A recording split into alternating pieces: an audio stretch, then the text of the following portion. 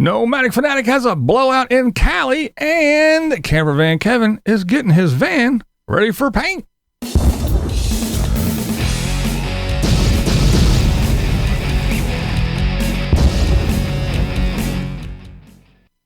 All right, that's right. Tater had a big old blowout. We're going to talk about that in a minute. First, I got to talk about Grifter real quick. If you haven't gone over and checked it out yet, Grifters Anonymous made a very funny video. It's about Sarasota Tim's eye surgery. It's some funny stuff. It's very creative. Look, he's got patches on both eyes. He's got a giant dog cone thing on his head. It is fucking hilarious. And yes, as a visually impaired person, I thought it was just that. It was hilarious. So definitely go over if you haven't. And go over and check it out. Funny stuff. Oh man, that was too good. I'm still laughing. That shit, it was funny. I can't help it. But yeah, go check that out for sure. Okay, now on to compose yourself, damn it. All right.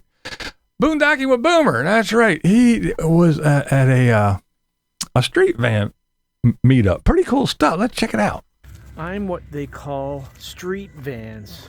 These are from like the 70s, 60s and 70s, and like maybe into the 80s. Check them out, man. But they're all like, some are airbrushed with all kinds of cool art and yeah, very cool stuff, man. Go over and check that out for sure. I'm gonna leave a link. But yeah, it was really cool. It brought back a lot of memories for me because it's like the era when I was a youngin'. When I was back in my time, kids. Yeah. But yeah, when I was a kid, there was lots of those customized vans with the shag carpet in and all that stuff. The shag and wagon, that's right. If the vans are rocking, don't come and knocking and all that good stuff. But yeah, a couple of my buddies had some of those, and that's back when we used to all pal in one of those things and drive down to Philly to see concerts and all kinds of stuff. But yeah, good time. Brought back some memories, and I love the artwork. The artwork on those things are amazing, immaculate stuff. But yeah, very cool. So go check it out. It's worth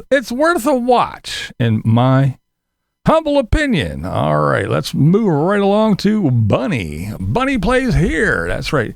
Now she is out. She's back on the road after she ran home from the some storms and everything. She beat the storms and she made it home. But she is back out, and she's talking about some places that aren't too nice to stay at anymore. So she's looking for places to stay. And she's talking about, that there's a lot of places that are either closing or making stays very, very limited.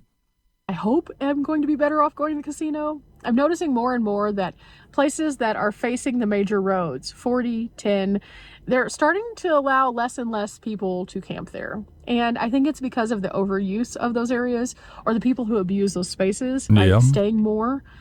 It's also to keep people away from their businesses at night because drug use and things like that. And with everyone flocking to Arizona every single year, there's a lot of people who travel on these roads, but there's a lot of people who don't necessarily always pick up after themselves, or they don't dump their waste elsewhere. Oops. Yeah. They might dump it in the parking lots. So but she talks about that and some other things. But yeah, we all know that stuff like that happens, whether some people like to admit it or not. But yeah, it does happen. And more people are actually talking about it and bringing it to light, because I'm sure as a nomad, as a traveler, as somebody lives in their vehicle and does all that stuff, it's only going to be a matter of time until more and more people, they stop putting up the big facade that this is the grandiose life, because these people that are doing this dumb shit are making it hard to find places, making it hard to go to nice places that they used to go because they're all trashed or closed so I think they're going to start speaking up a little bit more to hopefully curb the riffraff, if you will, and make it so, like when this thing all started and you could go and do and live and be happy. But yeah, I don't know. I think it's a little little too late, because they kept their head in the sand and tried to keep out that facade for too long, and now they let it get away from them, and I think it is doing just that. It's running away, and more people are abusing all the little perks and making them all go away. But tell me what you think in the comments below. And hey, since I'm just a no talent grifter, consider becoming a member. It's real cheap. Click on that little join button over there and you can see the options. There's 2. They're not very expensive. So yeah, that's right. Since I'm going to be accused of being one, why sit back and be accused? Might as well do it. So send me money. All right, so let's talk about Nomadic Fanatic. Who the fuck is Nomadic Fanatic? Yeah, well, it's that guy that's doing the bus bill. But anyway, he is so pleased with himself, the work that he and Wayne, mostly Wayne, did on the bus, putting all those solar panels up there. Tater said it's time for a break. That's right, he's going to Anaheim, California, which means, yeah, they probably wanted to go to Mickey Land. But, yeah, things didn't go as planned, and they had a bit of a blowout. Oh, Popped. There's no patch in that. honey, How the hell did that happen? I'll tell you in a minute.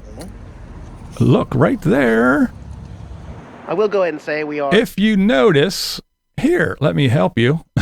Let me give you some assistance.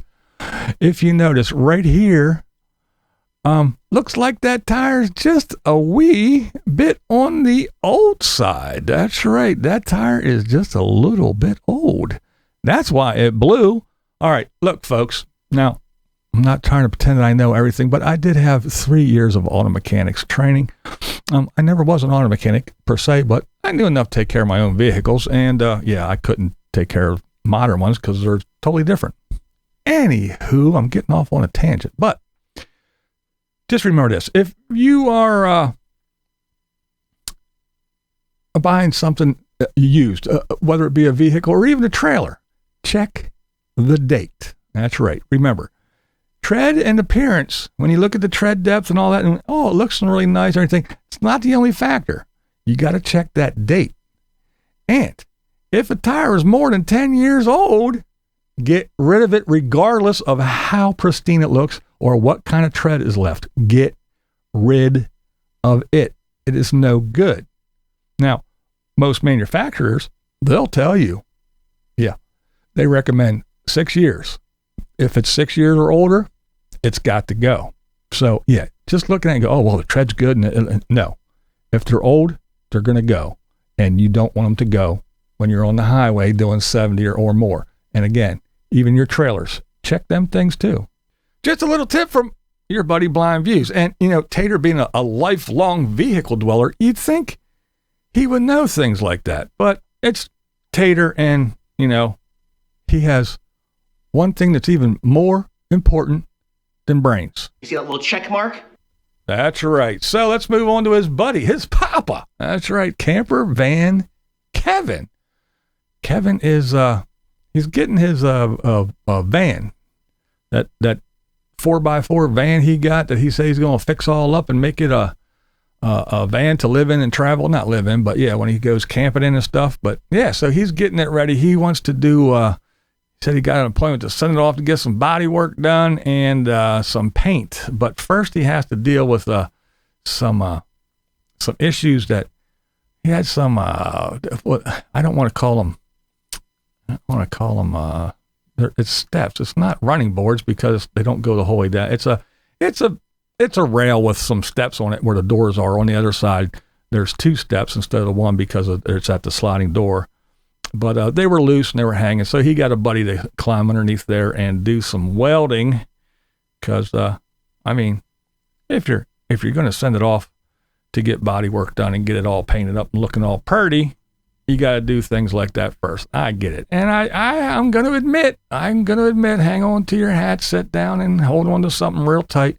It is a pretty nice van. I have to admit, it is a pretty nice van. So, and Kevin said that, from, when you step back and look at it, even in his video, you look at it, it looks pretty good. He said, but when you get up close, you can see the ripples and the dings and the this and the that and that. So he's going to go get it all taken care of. And he even talked about once he gets it all built out and ready to move into, he's talking about getting rid of the Bigfoot. Oh my goodness, getting rid of the Bigfoot. But again, it is a pretty nice looking van, I think.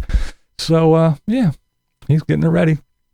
I guess we shall see. I know I will be looking because I want to see how it turns out when he gets it all done and certified and ready to go. So that's that with Campervan Kevin. Now I want to turn my attention to the silly little man called Rob. That's right, little house off grid. He's still using ridiculous clickbait. And then he wonders why nobody knows what he's talking about and why people aren't going over to watch his very informative videos. I mean, look what his video, I had to click on it because I knew it was bullshit. But anyway, my wife told me to get out of the tiny house off-grid living. That's the title. And there's his little thumbnail. Get out. And he's got his little sad face. And I'll scroll down here. He uses that there that picture is again. The little sad face and everything. But yeah, he uses it quite often. There it is. There it is again. That woe is me sad face in the corner there. That little hold my head. But yeah, that's his title and that's his thumbnail. And if you click on the video, it's it's all about him working on a water pump and doing laundry and a washing machine and all kinds of things. Nothing, zero, absolutely zip, nothing to do with being kicked out of his house or his wife to tell him to live somewhere else besides in his tiny house off grid. Nothing to do with it, nothing at all. And he sits back and scratches his head and goes, I have these informative videos all about water pumps and washing machines, and I don't know why nobody watches. I have an idea there, Rob. Why don't you title your video, My House Blew Up and Everyone is Deceased? And wonder why. How come they didn't come watch my video about me fixing a carburetor on my lawnmower? Oh my, more dumb people. This is Blind Views, and that's the way I see it. What we do here is go back.